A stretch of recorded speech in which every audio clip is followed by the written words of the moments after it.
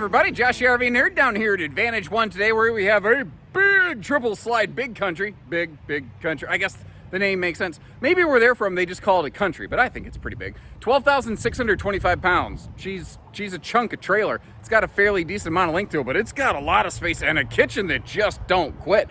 I also discovered a couple really cool things about the entertainment center. I can't wait to show you once we get inside. It's stackable washer dryer prep, dual air, something that if you're like, listen, I want to do some full timing, but I'm on a specific budget, or like I want a big rig that I just want to leave parked somewhere. Like I could see this really working out, and you can give us a call. We could set up like a delivery arrangement for you as well. There is, it's a used RV, so there's a couple bumps and blemishes, but there is one significant area I want to get to first and foremost that could be an immediate, someone goes, oh, no, not for me. And we respect that. That's why we're going to get this out of the way. But overall, I think she ain't bad. I think it's pretty darn fine. And there really shouldn't be any missing it here. Just like, it's straight ahead, right as you walk in. You see that area of the wall between the slide fascia and the kitchen cabinet there? You can see all the pimpleage going on right now. What this is, or what these are, as it were, are mold spores, actually. There's an area here where water's been able to get into the wall and affect it. Now, it's interesting. It's actually very interesting to me because those are some significant size pores, but the wall is solid. Solid as a rock. So the question really became, where did these come from? And after doing some looking, we found the culprit. Up top here, where the slide awning connects, it has begun to pull away a little bit. I'm gonna zoom you in, so if you're motion sensitive, close your eyes there. All right, go ahead and open them. You can see where the slide awning actually connects to the sidewall of the RV, it's pulled away just a touch. And as we work our way down the side of the RV, you can see a little bit of waviness there. That's where some water has affected that wall. So the question, I think, logically immediately becomes, yeah, that's getting fixed, right? At the time of this filming, we have diagnosed the cause. We've contacted the owners. They are asking us to get a tech down here to see if we, like, what is involved in this? Does it just need to get screwed back up in place? Just a little couple beads of sealant? Is it a more involved process? That hasn't taken place yet at the time that I recorded this. By the time this video footage comes out, that may be done. So this is something I'm just forewarning and forearming you so that when you contact our team here, you know what you're getting into, you know what questions to ask to make sure is this the right or not the right RV for you. And I almost feel that it kind of undersells a little bit of what Heartland did here to call this a very conventional kind of big luxury fifth wheel living room arrangement. Like, it seems like everybody and their brother has a layout kind of like this, but it's actually really due in part largely to Heartland. Heartland wasn't necessarily the first one to say, okay, instead of a pair of recliners on the rear wall and then a hide-a-bed over here, what if we put a theater seat straight across from the entertainment, then a hide-a-bed on the rear wall? And that became absolutely the dominant arrangement in luxury fifth wheels, even still to this day. Heartland really should get a lot of credit for that. Now, I don't think these are the original shades. They sure don't look like it, but they look good. They don't look bad. They're probably nicer than what was originally here from the factory. Rear sofa shows a little bit of use, but I don't know. That's what happens with an RV. You use it, right?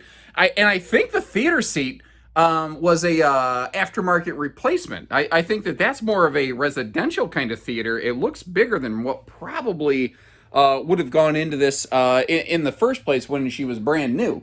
Now, this is an extended version of a triple slide fifth wheel, which I really like because what really benefits on these, the living room doesn't tend to really gain or lose anything as you add a couple feet. The kitchen.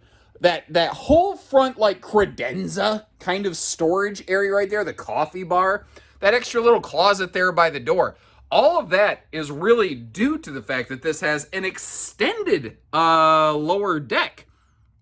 That means a lot of storage. Start taking a look at this. Just serious storage space all around here. The sink covers are hidden under that sink, by the way. And again, just a little kind of coat rack closet thing by the entry door there. Storage all above and below that coffee bar, which has some very easy reach outlets, by the way. And I really like the very, very symmetrical kind of kitchen here. Like, we have tons of drawers, but on either side of the stove, either side of the microwave, we have storage, we have prep space, we have a dedicated pantry built right in here. But check out the entertainment.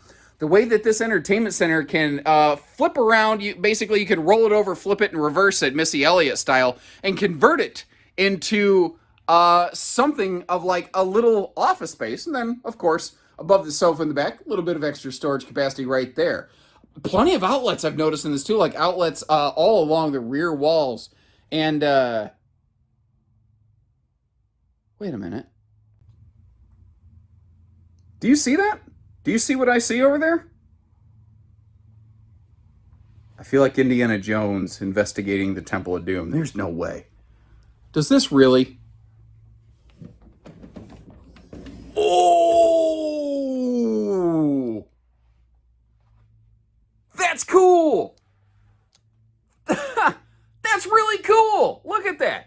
As my grandfather would have called it, a built-in Baptist medicine cabinet. That's cool! I'll tell you what's actually impressing me here.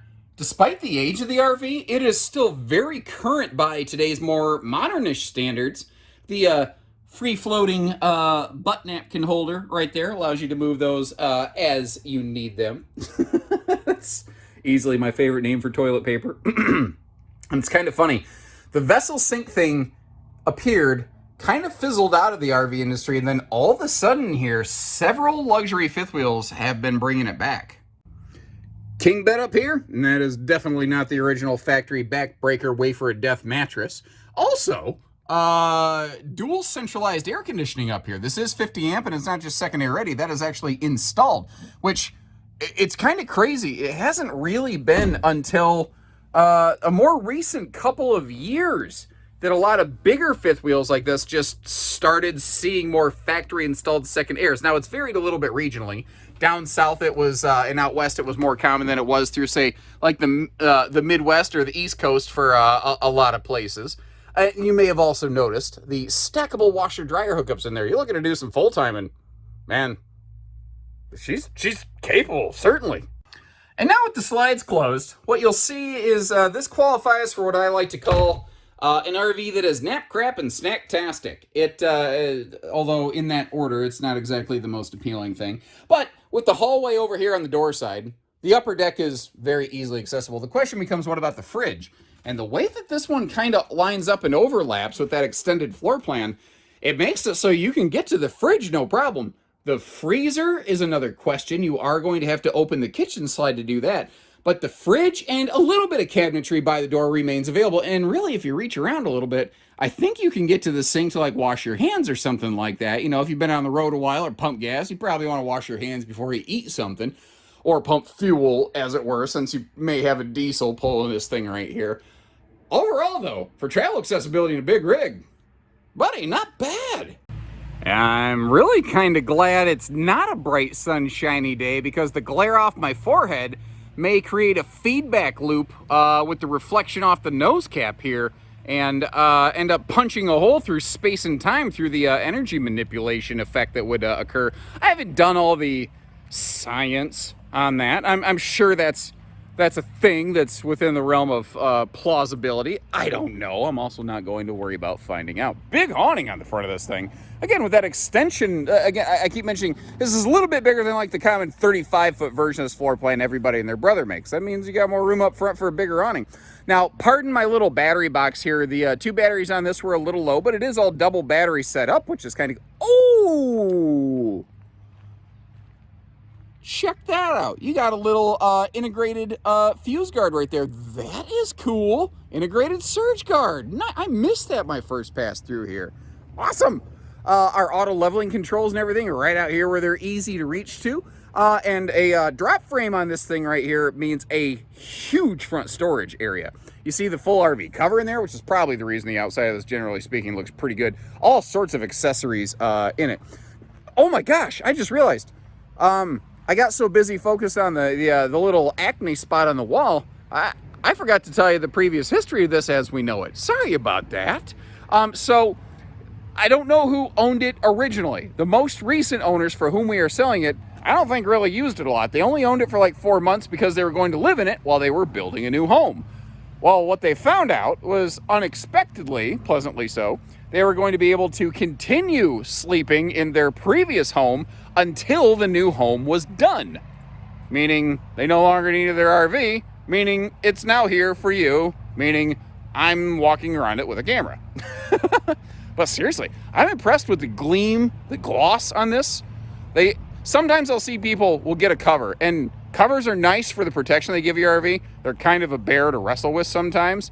You can see that these folks actually used it just by the condition of those caps there. Another thing, kind of like the rear sofa arrangement, again, Heartland wasn't necessarily the first ones to do this. This is the most uneven ground I've ever walked on. I hope I'm not making you motion sick over here. Good Lord. We're basically opening the new building there, and the whole facility grounds are in a state of flux currently. But these enclosed docking centers, that is something that everybody and their brother does now, even on smaller fifth wheels for the most part. At the time this was made, most big builders of even large fifth wheels weren't including that enclosed docking center. And you know what else I'm realizing? I've not yet stepped foot on the roof. We should rectify that.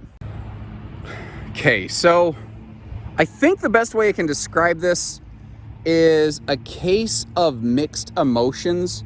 And I've been doing this a long time. I've climbed on a lot of roofing. I think I have this figured out.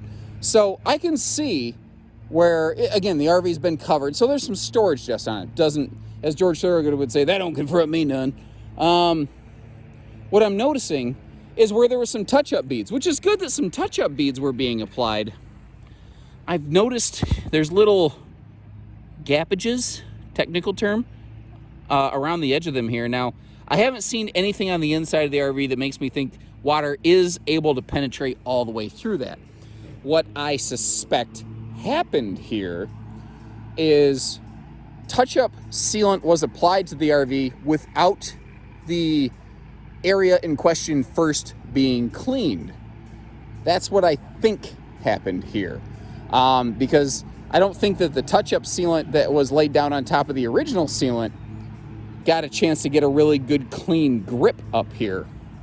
So I think what I would have to recommend, just because the only way you're going to know it's done right after this, is pretty much do a peel and seal on the roof. Now, some people, I've said that before, and some people didn't understand what that meant. Here's what a peel and seal is. And this is where sometimes being in this industry every day, you take for granted the jargon that we use and that not everybody speaks this language. I didn't until I worked in this business, so I think that's reasonable. I don't think anyone's foolish for that. I say peel and seal. Some people hear, oh my God, this RV needs a new roof. It totally does not. The decking, the membrane, all that stuff is healthy. Everything here is good. There's not a soft spot. I don't see a leak up here.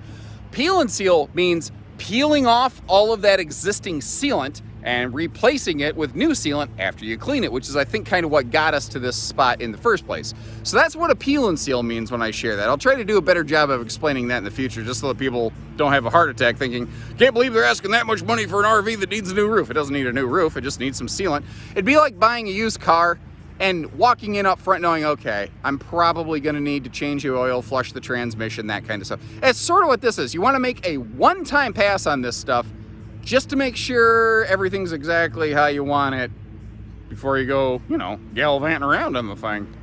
And again, just the idea of full transparency here, I noticed as I came down this ladder, it was moving a fair amount under my weight. Now, I've had a couple more Baconators than maybe I should lately, but this ladder should be able to hold me just fine. If I pull on this thing, you can kind of see the movement that I'm talking about right there. I also noticed when you do that, I don't like what I'm seeing around that. So I think while we've already kind of addressed it, like with the roof, I think this RV really, if someone wants to purchase this, it would be a very good idea to just have a full, all the way around, once over check and potentially touch up or replacement of the seals done. And once you do that, you should be fine for a while. It's just at its age cycle, its phase right now, it needs some things. So let us know what you think of it. If the little pimple spot on the wall is too much for you, totally get it. Not the one for you. We certainly have other options for you. If for the right money, you can make that work. Let's get you camping. So take care, stay safe, have fun, and have an A1 day, everyone.